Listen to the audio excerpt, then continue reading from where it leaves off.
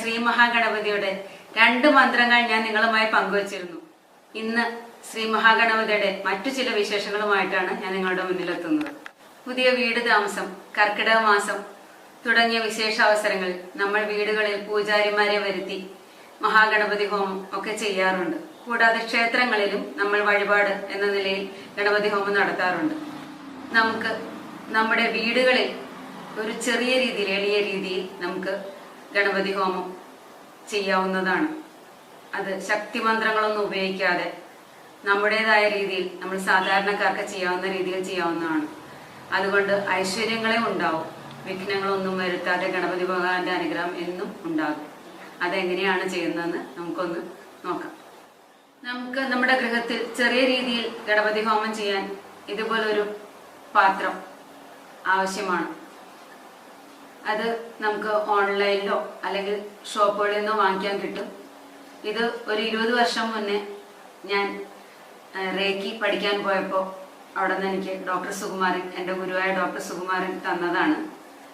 ഇത് അഗ്നിഹോത്ര ചെയ്യാൻ വേണ്ടിയുള്ള ഒരു പാത്രമാണ്. ഇതിൽ ഞാൻ അഗ്നിഹോത്രയും ചെയ്യാറുണ്ട്, ഗണപതി ഹോമവും ചെയ്യാറുണ്ട്. അത് വിശേഷ ദിവസങ്ങളിൽ മാത്രമേ ഞാൻ ചെയ്യാറുള്ളൂ, എല്ലാ ദിവസവും ചെയ്യാറില്ല. എല്ലാ ദിവസവും ചെയ്താൽ അത് മുടക്കം വന്നാൽ നമുക്ക് മനസ്സിനൊരു വിഷമമാവും. അതുകൊണ്ട് ഞാൻ പൂജവയ്പ് തുടങ്ങിയ വിശേഷ അവസരങ്ങളിൽ മാത്രമാണ് ഗണപതി ഹോമം ചെയ്യാറുള്ളത്. നമ്മളിവിടെ ഗണപതി ഹോമത്തിന് ചെറിയൊരു പാത്രം ഉപയോഗിക്കുന്നതുകൊണ്ട് ഞാനിവിടെ പൊതിമടല് ചെറിയ കഷ്ണങ്ങളായി കൊത്തി കീറിയതാണ്. ഇങ്ങനെ അത് കുറച്ച് ആവശ്യമുണ്ട്. അതുകൂടാതെ തേങ്ങ, ഞാനിവിടെ 18 തേങ്ങാപ്പൂളാണ് എടുത്തിരിക്കുന്നത്. 18ഓ 108ഓ സൗകര്യം പോലെ എടുക്കാം. കൂടാതെ കുറച്ച് നെയ്യ്,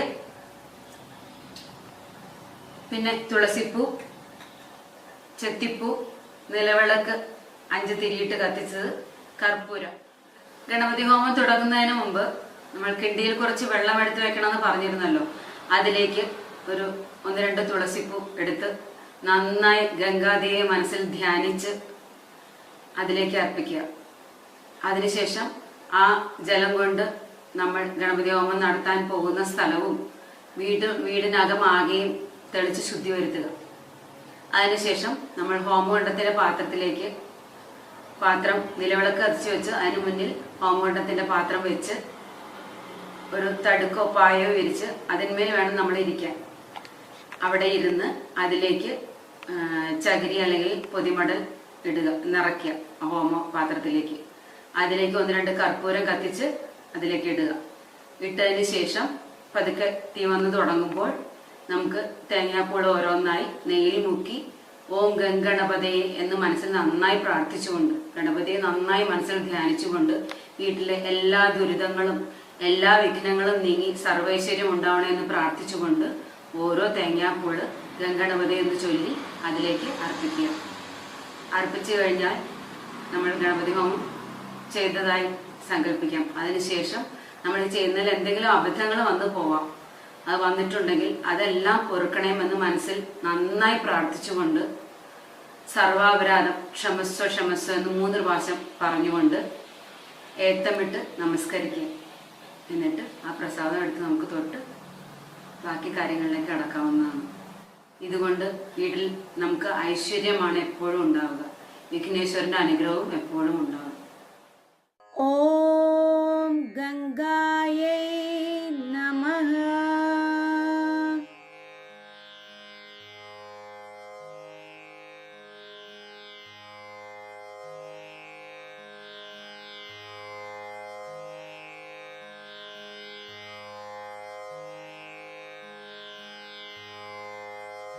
ഓം അഗ്നയേ നമഃ. ഓം ഗം ഗണപതയേ നമഃ. ഓം ഗം ഗണപതയേ നമഃ. ഓം ഗം ഗണപതയേ നമഃ. ഓം ഗം ഗണപതയേ നമഃ. ഓം ഗം ഗണപതയേ നമഃ.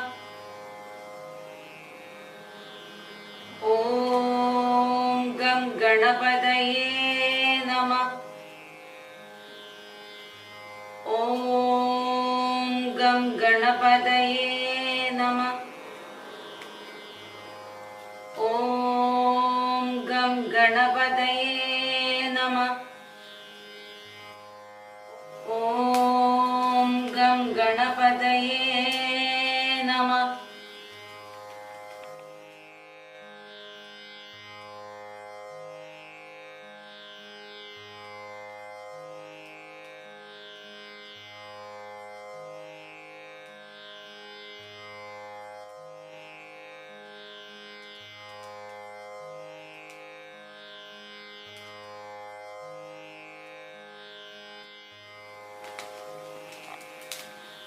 സർവാപരാധം ക്ഷമസ്വ ക്ഷമസ്വ.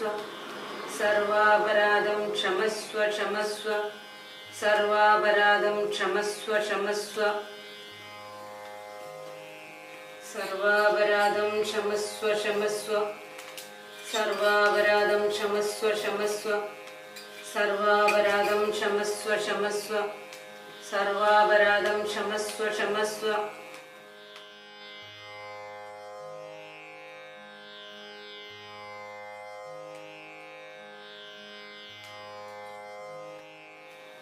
നമ്മുടെ വീടുകളിൽ ചെറിയ രീതിയിൽ ഗണപതി ഹോമം എങ്ങനെയാണ് ചെയ്യേണ്ടതെന്ന് നമ്മൾ കണ്ടു.